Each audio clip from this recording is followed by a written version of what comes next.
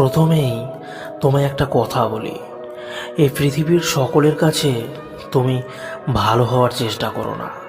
কেননা তুমি চাইলেই এই পৃথিবীর সকলের কাছে ভালো হতে পারবে না। আজ পর্যন্ত কেউ পারেনি, আর তুমিও পারবে না। যদি সৎ হতেই হয়, যদি ভালো হতেই হয়, তাহলে নিজের কাছে হও। নিজের মধ্যে একটা জিনিস থাকা খুবই প্রয়োজন, খুবই জরুরি, তা হলো সৎ সাহস।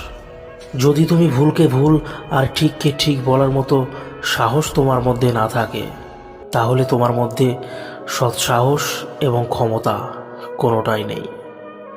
এই পৃথিবীতে এমন একটা সম্পর্ক থাকা অত্যন্ত জরুরি, যার সাথে আমাদের মনের দুঃখ, কষ্ট, অভিযোগ সব কিছু নির্দ্বিধায় বলতে পারবো।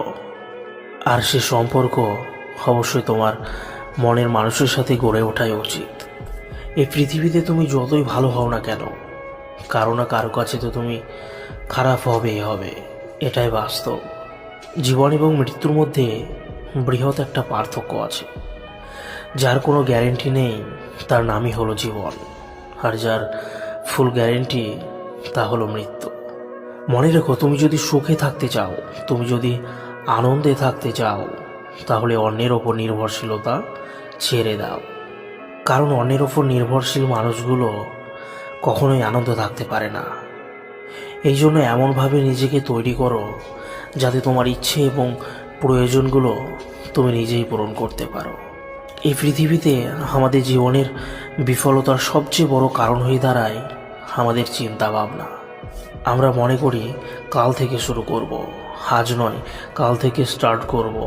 মানুষের জীবনকে শেষ করে দেওয়ার জন্য এটাই যথেষ্ট। যদি সফল হতে চাও, তাহলে কাল নয়, আজ থেকে শুরু করতে হবে, এখন থেকে শুরু করতে হবে। এটাই একজন সফল ব্যক্তির লক্ষণ। নিজের জীবনের উপর কখনো রাগ দেখিও না। তোমার মতো জীবন পাওয়াটা হয়তো অন্য কারোর স্বপ্ন। জীবনটাকে এতটাও সস্তা করে তোলো না যাতে কেউ এসে তোমার জীবনটাকে নিয়ে খেলার সাহস পায়। শেষে একটা কথা বলবো, জীবনটাকে দুইভাবে উপভোগ করা যায়, জীবনটাকে দুইভাবে উপলব্ধি করা যায়। যেটা তোমার সেটাকে অর্জন করো, যেটা তোমার কাছে আছে সেটাকে পছন্দ করতে শুরু করো। সর্বোপরি নিজের প্রতি বিশ্বাস রেখো।